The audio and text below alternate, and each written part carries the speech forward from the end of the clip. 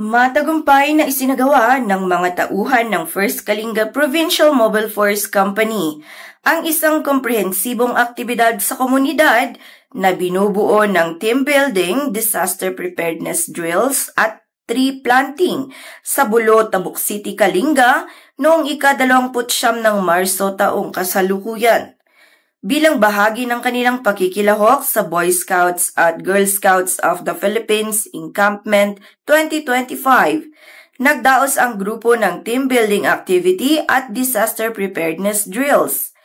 Layunin nitong mapagtibay ang pagtutulungan at mga kasanayan sa pamumuno ng mga batang kalahok at mapahusay ang kanilang kahandaan sa mga kalamidad.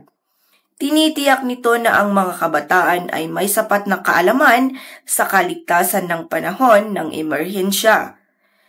Kasabay nito, isinagawa rin ang pagtatanim ng 30 punla ng nara sa paligid ng perimeter fence ng Camp Bulo Hill.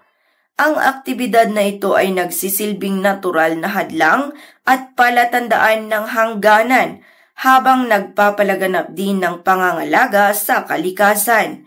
Ang komprehensibong aktibidad na ito ay nagpapakita ng dedikasyon ng First Kalinga PMFC sa pagtulong at paglilingkod sa komunidad, hindi lamang sa panahon ng emerhensya, kundi pati na rin sa pagpapahalaga sa kapaligiran at paghubog ng mga responsableng kabataan.